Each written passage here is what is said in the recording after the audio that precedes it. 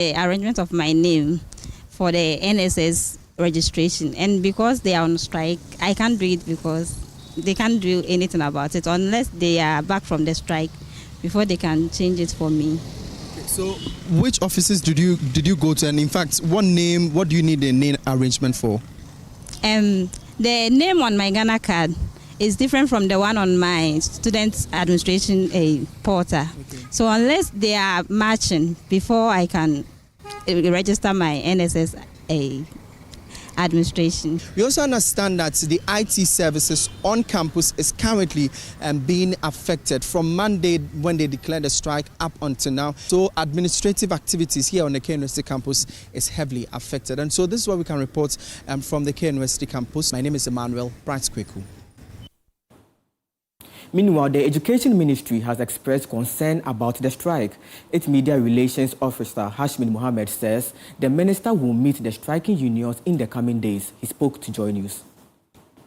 Let me state that every stakeholder in the education values chain is very, very important to the Education Ministry, because it is all their contribution, their input and output that make up the education system. And we are the Education Ministry. Whenever grievances of this nature do come to us, it is our responsibility to find an amicable solution to it. It is in this spirit that the Honorable Minister intends to engage all the stakeholders sometime next week to see how possible best we will be able to address this problem. I wouldn't like to preempt the Honorable Minister, so I wouldn't be able to give much details about the meeting, but the meeting is going to be centered on the grievances they are raising, because we want a very peaceful academic environment, where our learners can live to realize their potentials. Hashmin, as we all have now become aware, the strike is affecting university administration, examinations, and even health services. So what is government's concrete timeline to ending this disruption? Because it really appears that it is getting out of hands now. Well, it is not getting out of hands, because it is in the Honorable Minister has stated and has invited all the stakeholders to a meeting, and in that meeting all these issues will be brought out, and then a possible solution will be looked into it. So we are very, very concerned about whatever is happening at the education space. Away from the university administrator strike, Attorney General and Minister for Justice, Dr. Dominic Ayine, says he is the first Attorney General in the Ghana's Fourth Republic to file 5 corruption-related cases in a single year. Speaking during the Resetting Ghana tour in the Upper West region, Dr. Ayine cited the number of cases filed under his tenure as evidence of the government's commitment to prosecuting corruption, while rejecting claims the government Operation Recover All Loot is not achieving any results. My fellow citizens, the cases in court that we have filed so far are doing very, very well. In fact, I had occasion to mention that I am the first Attorney General in the history of the Fourth Republic to file 5 cases in court in 1 year. And Your Excellency, I want us to look at the record that we inherited as far as the prosecution of corruption in our country under the Fourth Republic is concerned. So the narrative that is going on by the MPP that oral is delaying is not true. In fact, our cases are going faster than any other case that has been instituted in the Fourth Republic. So, for instance, we have concluded our case in the SkyTrain. In other words, the Attorney General has closed his case in the SkyTrain. We are nearly done with our case in Republic versus Eduboahin, which is the National Signal Bureau's case. And most of the cases are also advancing faster than the record time. So the negative narrative which is being peddled by the MPP to the effect that the cases are not going well, that the Attorney General is losing the cases in court, is one that is meant to divert public attention away from the diligent investigations that have been conducted. In fact, our investigations have so far been very well done, to the extent that if you look at the National Signal Bureau's case, we have submitted all the documents relating to how the monies were moved from a public account into a private account.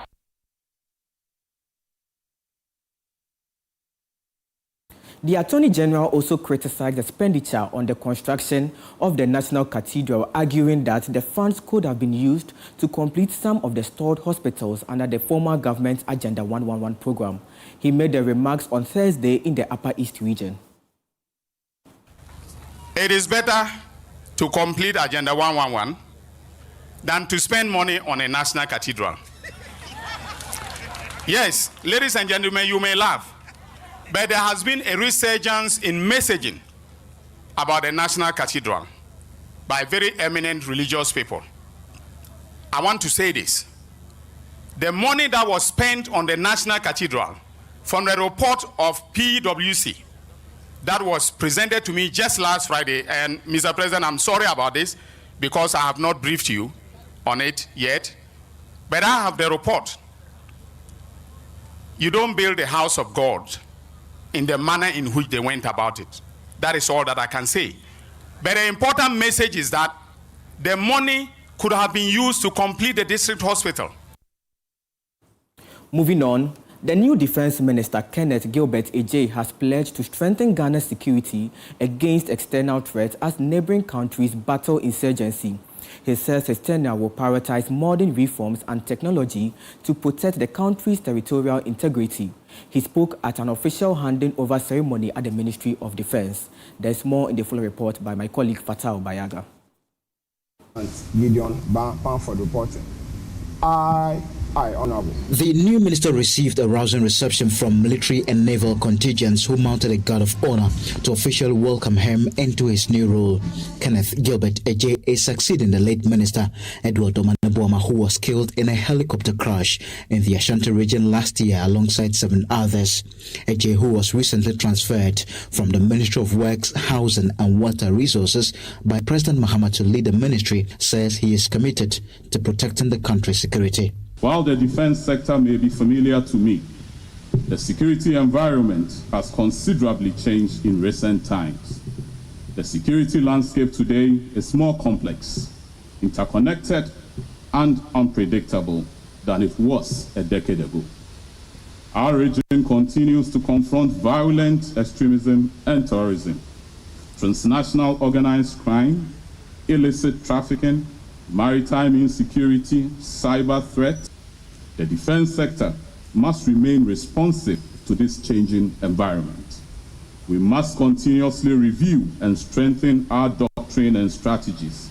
Above all, we must ensure that the Ghana Armed Forces remains a professional, disciplined, technologically enabled, and a mission-ready force capable of safeguarding the peace and stability of our dear country. He also assured military personnel and staff of an open-door policy, saying he would welcome constructive engagement to deepen professionalism and discipline within the armed forces. I come with an open mind and a willingness to listen, learn, and work with everyone.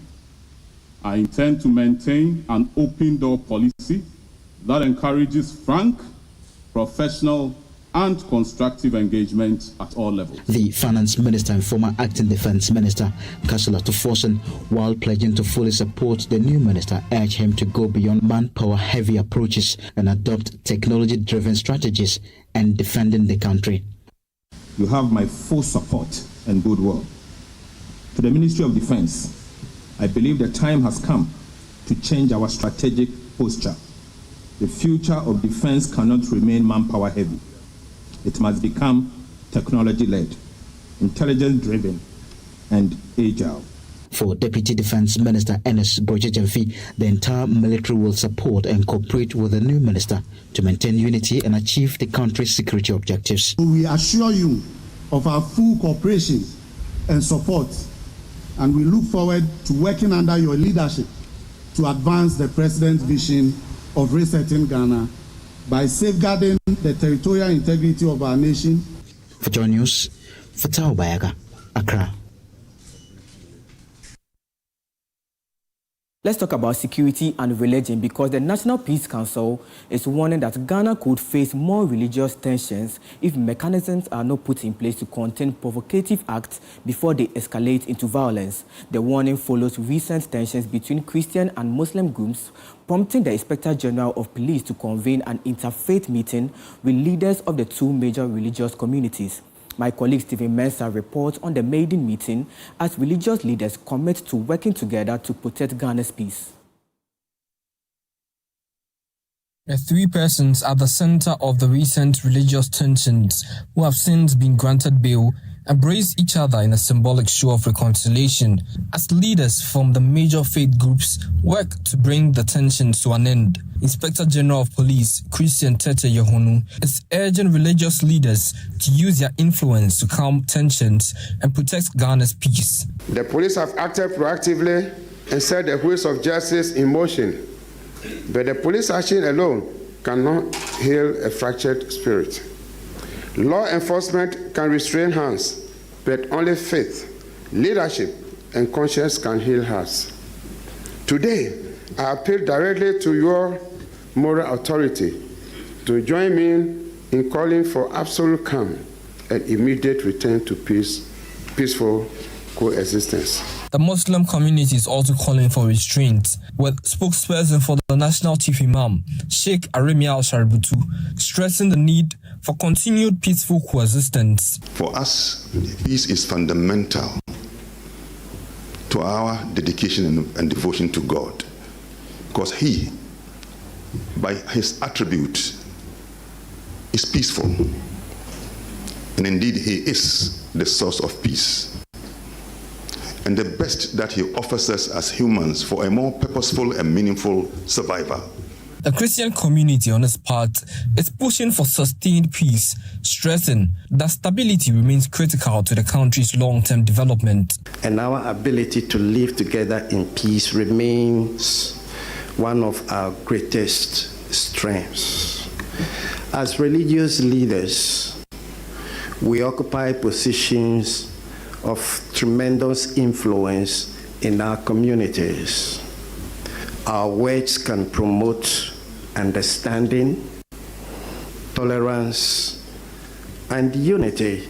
Meanwhile, the National Peace Council is warning of attempts by forces outside Ghana to exploit divisions in the country. Executive Secretary of the Council, Dr. George Amo, is proposing regular engagement between the police service, religious leaders, and other state institutions to address emerging tensions before they escalate. From time to time, we are going to observe deviant behavior.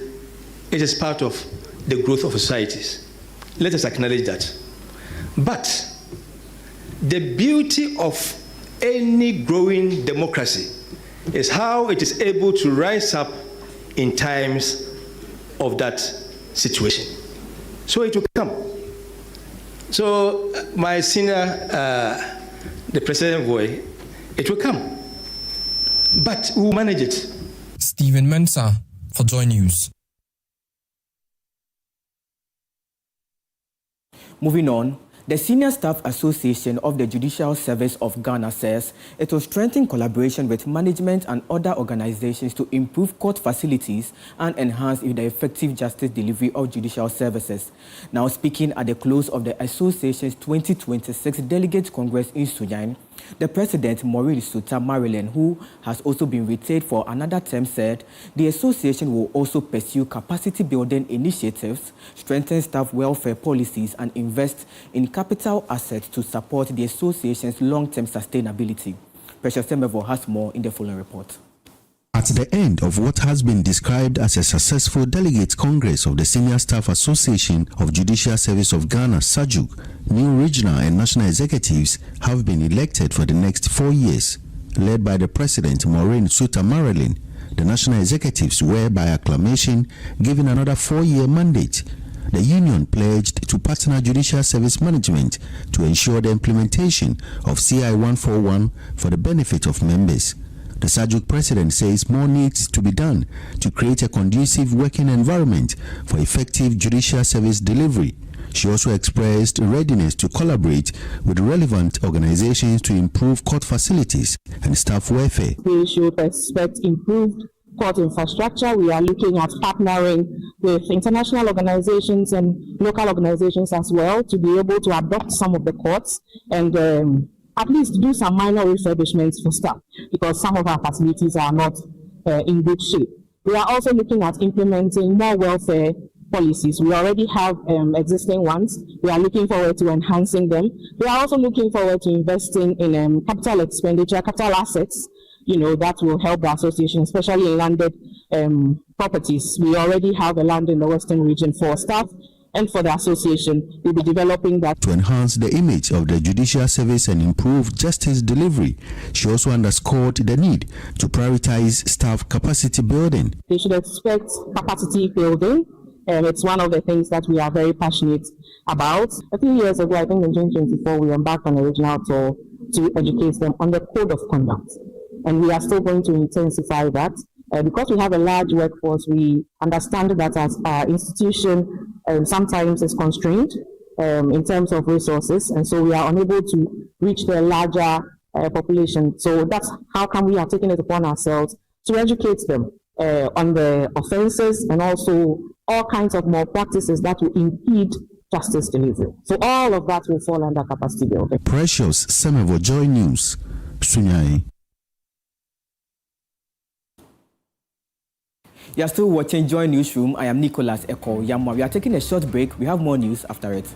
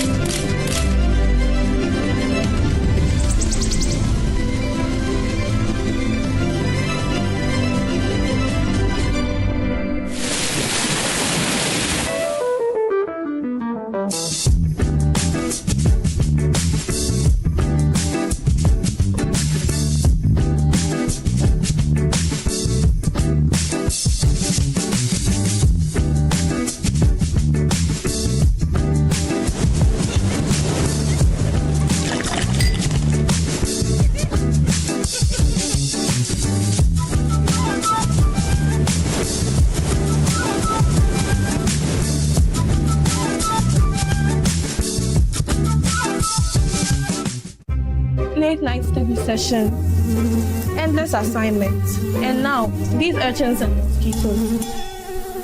You guys are sitting here just have you done the assignment Mr. Pachi gave us? How do we do those assignments? These mosquitoes. Let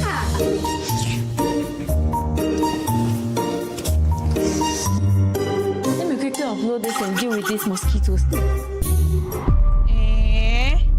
See miracle. Abro mosquito spray.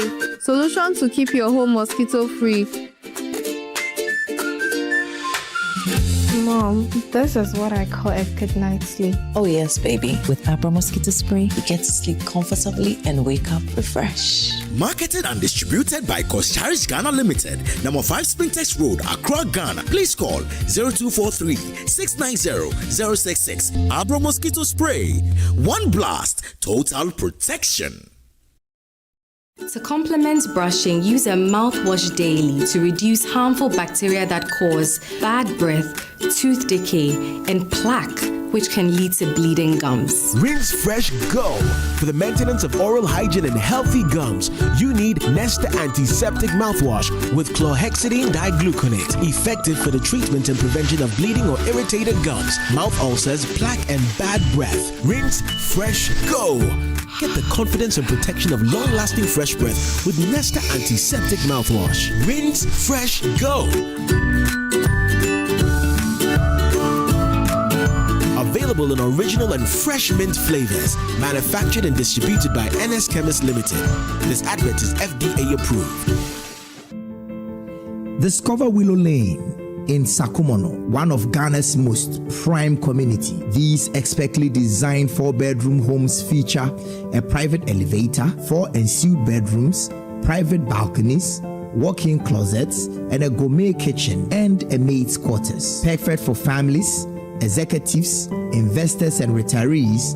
Our community offers a swimming pool, playground, and 3-tier security for your peace of mind. Experience the ultimate in comfort, convenience, and community here at Willow Lane, Sakumo. Visit waylead.org or call 0240-111119 or 0308-040500 to book your tour today. Waylead, your trusted home builder.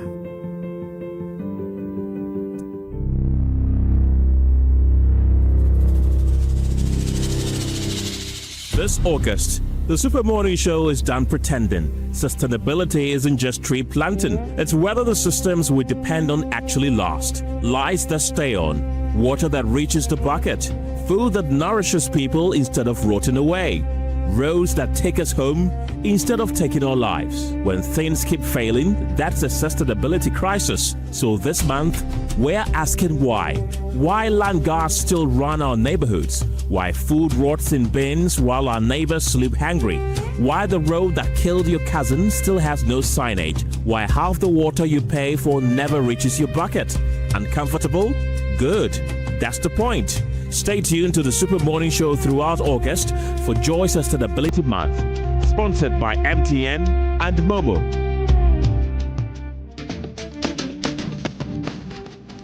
Something big is coming. The Republic Bank JoyNews Habitat Fair 2026. Change is here. Get ready for the Republic Bank JoyNews Habitat Fair 2026. Your gateway to home ownership and exciting property opportunity. But first, don't miss our mini fair at the Achimota Mall, happening on Friday 21st to Sunday 23rd August 2026. Come and explore amazing offers, connect with industry experts, and take the step towards owning your dream home. For sponsorship and exhibition, call Selassie on 0233-233-444. The Republic Bank JoyNews Habitat Fair is in partnership with Republic Bank. We are the one for you. And powered by Drive EVGH. Drive into a sustainable future. What?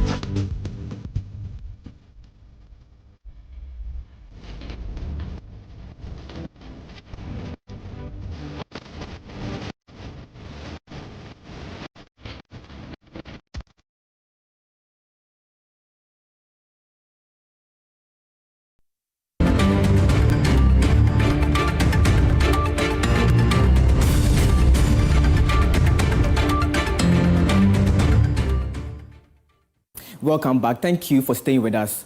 Now, residents of Laboni woke up to gunfire on Thursday as police exchanged shots with suspected robbers. 2 of the suspects were killed and another arrested. Now, police say the group was planning to rob 3 banks in the area. Maxwell Agbagba of our security desk has more in the following report. This is the scene of the deadly shootout between security personnel and a robbery syndicate yesterday here at Laboni. 2 banks are situated just about 50 meters away from where I'm standing, and then there is a hotel nearby. Here is the exact spot where the deadly shooting happened. There's still blood splattered here on the streets.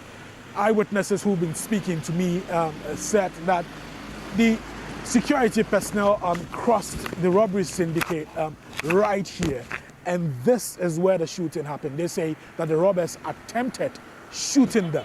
And then they also responded, killing 2 of them in a hail of bullets. Drove and they chased that shark to change the islander. So I thought that's it. But within like maybe some 15 minutes time, the islander came from this side, rushed, and the police also came from this side, they were rushing. All of a sudden, they just crashed for you. That's where you see the bullet. I've been seeing this in television, which is warfare, but actually this is my first time experiencing this in life, which is, bro, it's not easy. Yeah, they were just exchanging bullets. But unfortunately, I think two people, they killed two people, and the other one was not killed. So that's the armed robber. Yeah. I think they shot two of them, and the other one, they were three in the car. So the two was killed, and one was just injured. But so the another just rushed and picked the gun. So the armed robber just started shooting first before the police. Yeah, that's it. Some of the residents who I've been speaking to say it felt like a scene from a movie, and that they've never seen anything like this happen before. They have been talking to me. So I just heard a gunshot from the back of the Zenith, the roadside, about 6 shots. So I heard the people were shouting, hey, stop. So the car fast, speed and come past. They used their car to block them. The national people are fast. They first blocked them at the junction here where the transformer was. Okay. Was Martin. So as they blocked them, the other one dropped down. Then the robbers, where the man shoot them, shooting legs. The other one in the car, those who are in the car, they too get down. They also shooting. So before the national security officer, he also start shooting. Use the gun, plenty. Use the gun on them. Where I think they announced that some people started coming. Police people also come around. So they shoot one man, die, and the other, I think it's the driver. Yeah. I saw that they're going to catch his back, neck back, because back here. So after that, they pick them into the pickup inside. Before all the police people be here, they hear what is going on around. Before the police people die. Moving on, Transport Minister Joseph Bukari-Nikpe says government is on course to open 40 additional DVLA offices across the country by the end of 2026. He made the announcement at the commissioning of the Isujoman District DVLA office, bringing to 25 the number of new DVLA offices opened since the John Mahama administration took office. According to the minister, the expansion is aimed at bringing licensing and vehicle registration services closer to residents and reducing the need for long-distance travel to access essential DVLA services. Carlos Kaloni has the rest of the story. Excitement in Isujoman constituency of the Eastern Region soared as traditional authorities, drivers, vehicle owners, and motor riders gathered to witness the opening of the new district office of the Driver and Vehicle Licensing Authority, DVLA.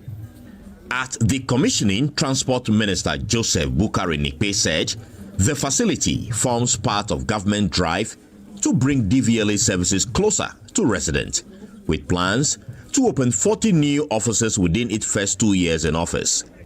2 years, we agreed that we will commission 40 offices. Today's one will add to the 55th office that we are commissioning. And we are very determined that by the end of this year, we would have finished with the first 40, then we can take on board another 40. But truly, to the hard work of your MP, he has ensured that Isujoman is part of the first 40 that we are doing. And today, we are all happy to be part of this commissioning program and to bring services to the Isujoman people to prevent you from traveling from one point to another to either renew or to register your vehicles or motorcycles. Deputy Finance Minister and MP for Isujoman Thomas Ampem Nyako, who facilitated the establishment of the office, said it will reduce the cost and inconvenience residents face traveling outside the district to access DVLA services. The people of Isujoman from today will not have to travel any long distance to have DVLA services assessed by them. If you want to renew your license, you can walk from Atimpoku to Kotrope to renew your driver's license. This is going to save you the amount of fuel taxi drivers and truck drivers will have to use to travel to Ho, to Koforidia, or to Somenya to have their roadworthy certificate renewed. It is going to save you time and resources to access this simple service. And so we are very, very grateful. The DVLA also used the occasion to educate the public on the newly introduced vehicle registration number plate regime, which is expected to take effect in 2027. The DVLA Chief Executive Officer Julius Nikwe-Kote said the authority is also extending its service hours at selected offices as part of efforts to improve access and efficiency nationwide. We have also introduced what we call extended service. Our office in Adeta currently engages in the 24-hour project. So Adeta office doesn't close. It closes only on Sundays. It runs from Monday to Saturday. We have done extended services for these offices. Our head office closes at 10 p.m. Wija office, Nama office, Tama office, Kumasi office, Takwa office, Olga office, Wa office, Tamale office, Takrani office, Kekos, Koforidia, Sunyani, Uhu, Kechima, and Winneba. As the Esojaman district office begins its operations, the MP for the area, Thomas Ampim Nyako, has sponsored license renewals for 500 drivers and Okada riders. Carlos Kaloni, JoyNews, Esojaman. You are still watching Joy Newsroom. I am Nicholas Ekow, Yamoah. The Ashanti region is under scrutiny after figures show it accounts for nearly a quarter of all maternal deaths in the country. Behind the numbers are referral bottlenecks, staffing gaps at the smaller health facilities, and delays in getting expectant mothers the care they need. Ohimitiria of our health desk examines why maternal mortality remains one of the region's worst health indicators. Statistics from the Ashanti Regional Health Directorate show maternal mortality ratios rose from 195.6 deaths per 100,000 live births in 2024 to 196.7 per 100,000 live births in 2025. The region accounts for 24% of all maternal deaths, leading the country ahead of Greater Accra and Northern Region. While 85% of cases are from within the region, 15% of the cases came from outside the Ashanti region. The region remains closer to the higher national average of 235, almost 3 times above the Sustainable Development Goal 3 target of 70 deaths per 100,000 live births. Konfanochi Teaching Hospital, the only teaching hospital in the region, has been identified as having recorded approximately 62% of maternal deaths over the period. But Ashanti Regional Health Director, Dr. Fred Admakumbuati, revealed approximately 92% of women who died at CAT were all referred from outside the region. Sources of death within Ashanti region, for all the figures that we are talking about, 15% of these cases came from outside the region. So we are talking about, let's say, 100 women, 15 of them. If you are going to do any intervention in Ashanti region and forget about them, it means that you are going to have that problem still persisting. And then within the region is about 85% of 2025 figures contributing to. But then, let's move on to the other slide. You see the location of the deaths within the region. 61.5, almost 62% of them are within CAF. Okay?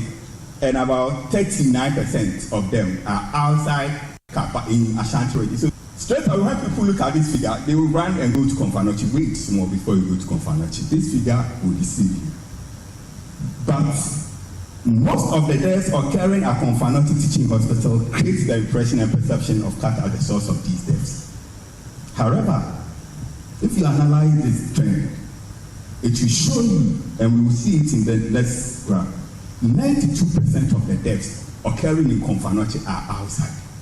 Audit conducted on maternal mortality cases across health facilities revealed that women are often referred late for conditions with hypertensive disorders in pregnancy, representing 30%, previous cesarean sections representing 19%, leading a pack of badly managed primary causes for emergency referrals to CAT in 2025. Dr. Adefemekpor identified severe understaffing at peripheral and receiving facilities, leading to extreme workloads and uncoordinated referrals as some of the driving forces behind high maternal mortality figures in the Ashanti region. Major conditions referred to CAP in 2025, and we will have to ask ourselves these questions. Why were they referred to CAP? So you see the figure, hypertensive disease in pregnancy was about what? 30%.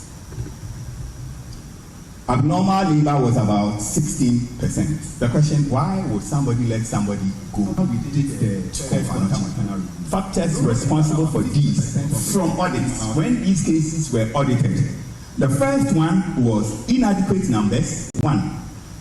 We move on. Inadequate numbers, that is one. 2, skill mix at the periphery, leading to sheer work overload. Sheer work overload. We will let this person refer. Because of numbers. Deputy Health Minister Dr. Grace Ayensu-Dankwa wants all hands on deck to address high maternal mortality figures. Health authorities, however, hope these targeted referral reforms will reverse the trend from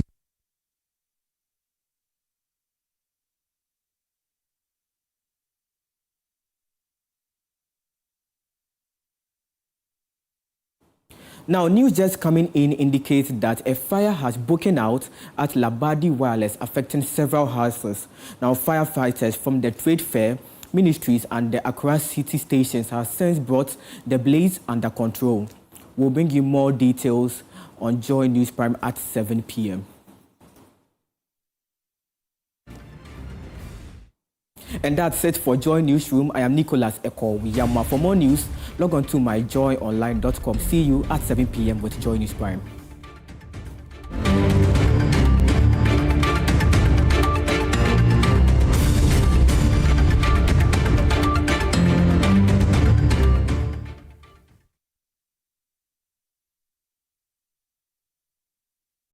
It's admission time for the 2026-27 academic year, and St. Andrew's Group of Schools is calling on all JHS graduates and those who want to rewrite the LSE exam. Over the years, St. Andrew's Group of Schools has been the #1 best private school in Ghana, with excellent teaching staff and ultra-modern facilities that provide students with perfect environments for studies. Wherever you are, there's a campus waiting for you. Choose your preferred school from the list and start your journey to success today. We are also open for SHS students who wish to change their schools. Here at St. Andrew's Group of Schools, students never fail. St. Andrew's Group of Schools has been absorbed into the free SHS program, offering quality education with free tuition. At St. Andrew's Group of Schools, we say perseverance leads to success.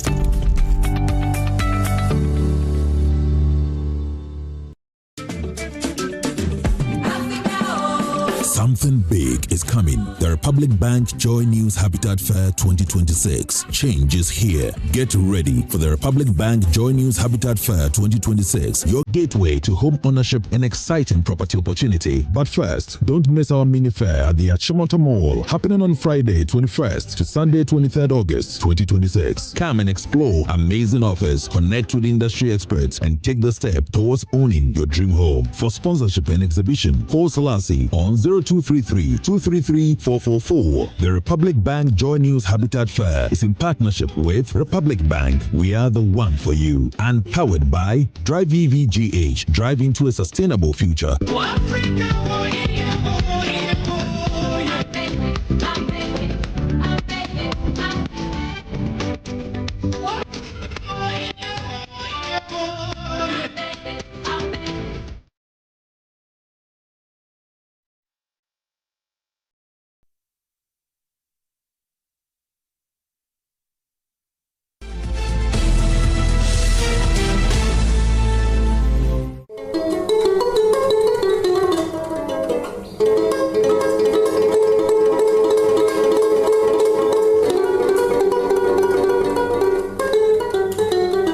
say that since then, the building had not had any renovation of that sort.